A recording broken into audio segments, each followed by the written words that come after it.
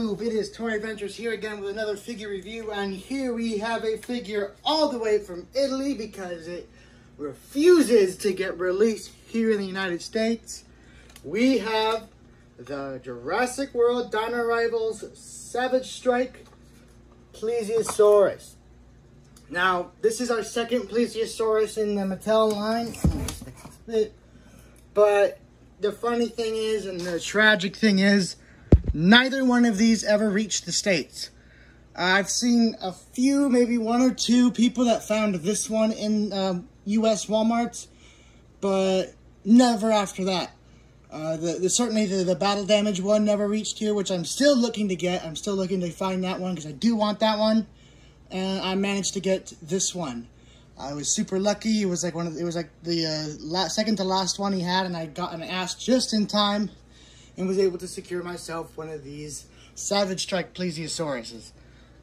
And I'm very happy about it, because now I finally get to do a review on one of these. Now, it's unfortunately not the battle damage one, which is the one I would have preferred, but I'm happy to get any of these. And I will be getting the battle damage one as soon as I get an opportunity to get it. So, that out of the way, let's go ahead and take a look at the box. So the box is pretty standard for the Savage Strike line. You got all in, the Triceratops, T-Rex, you know, it's the standard packaging. Flipping around to the back, it shows you what it does. You press the button and the head moves down. Oh no, the flippers move. Which one is it? Let's see. Okay, so the flippers move when you hit the button. The head doesn't move down. At least I don't think it does. No, because like it just says the flippers move. So that's what it does. It paddles around. And yeah, looking at the back of the box, you have the little peek at the collector's card right here. You have the jumping blue, I believe that is. The jumping raptor. Oh, that's the Savage Strike blue. I don't know. It's too hard to see from here.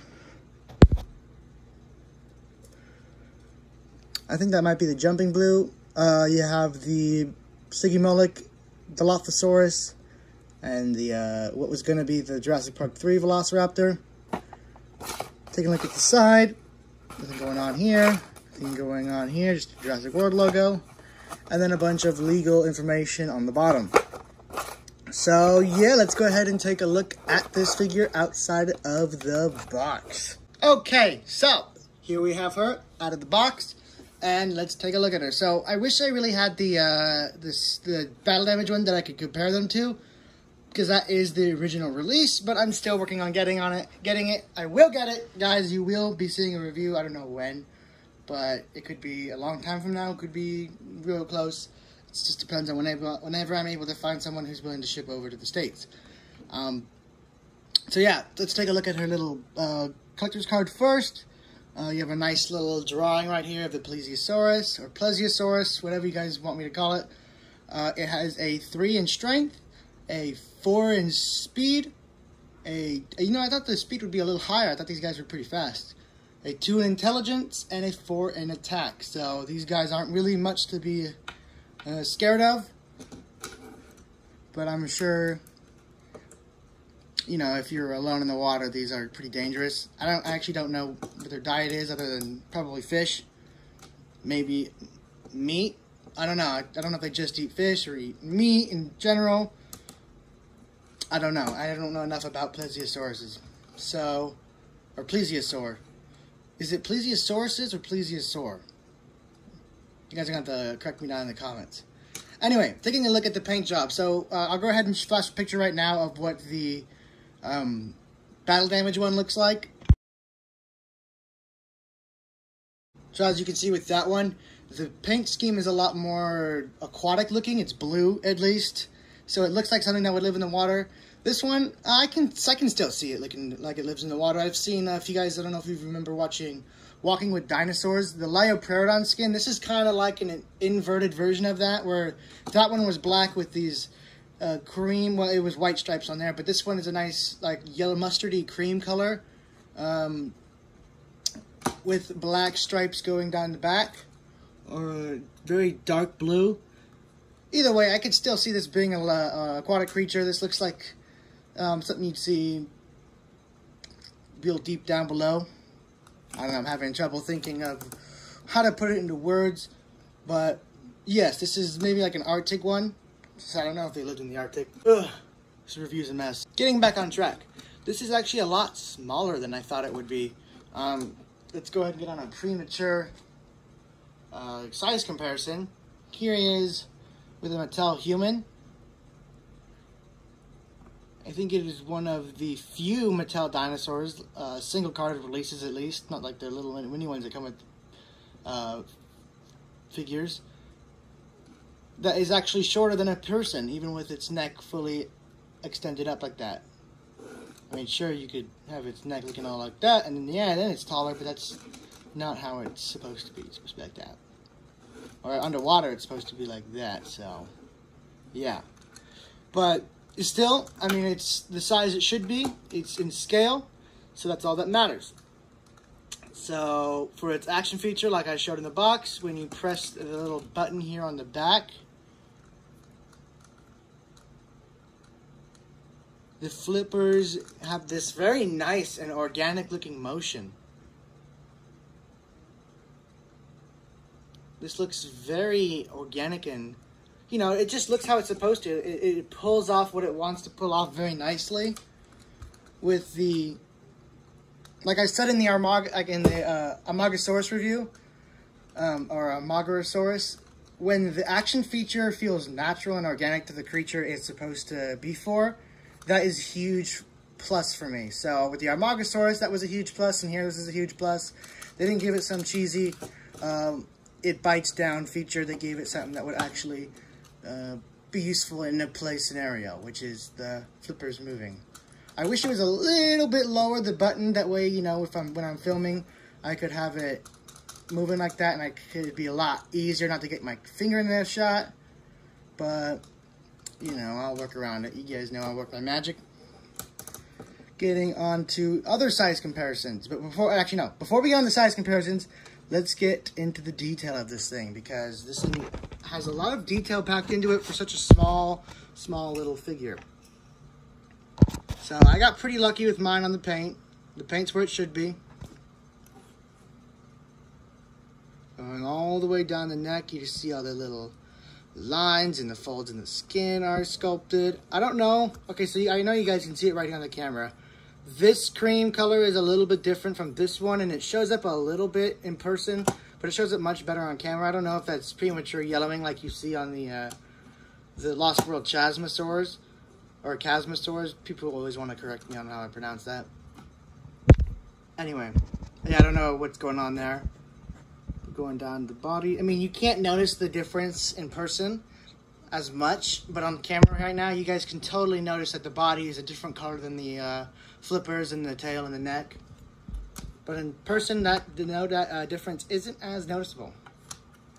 But it really is. I can't remember the name. I think it's honey mustard. Yeah, honey mustard. That's what this whole design reminds me of. It's just this honey mustard dinosaur. Even, especially with all the speckling in there, totally looks like honey mustard, doesn't it?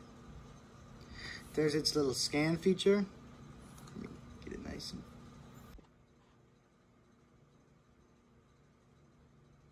Alright, getting right back on to size comparisons. Getting on with our... something a little bigger. We're going to try out the Roarivores. Well, this isn't the Roarivore version, but it's the same mold, same size and everything. Come on. Baryonyx. Yes, I know. Moving on to, we're going to try out the dual attack Parasaurolophus.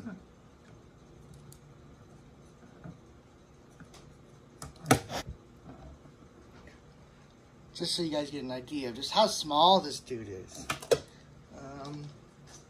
What else would be good? The T-Rex. We'll do the T-Rex last.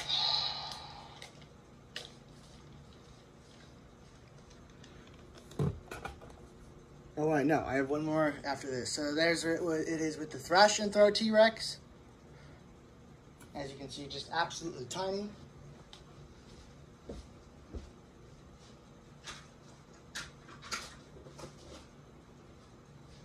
And finally, here it is with a battle damaged Velociraptor.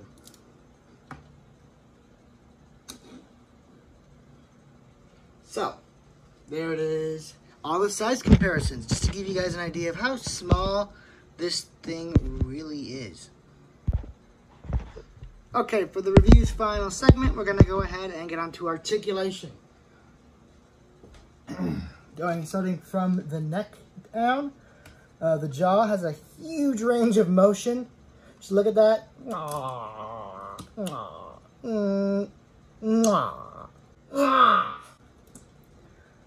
You can twist 360 degrees, move up and down and in any direction, so it's basically like on a ball joint and a hinge. The neck at the base is at a hinge that can move about down that far, move about that much up, and all the arms and legs can twist 360 degrees, moving up and down. The action feature doesn't really hinder their movement at all. When you press it, it just moves them with whatever state they're in. And that is, and the tail. Yeah, the tail is also on a hinge.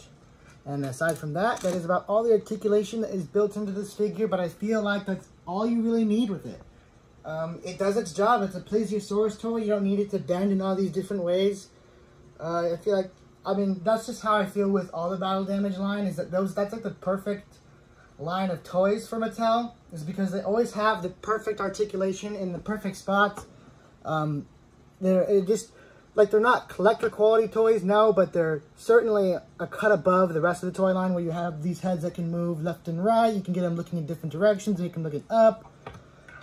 Yeah, big fan of the battle damage, like smaller dinosaurs line. Anyway, guys, that's pretty much going to do it for this. I just got this in the mail as a surprise. Didn't think it would come this fast. So, yeah, I'm happy to bring you guys this review. This is Toy Adventures. Guys, thanks so much for watching. Signing out.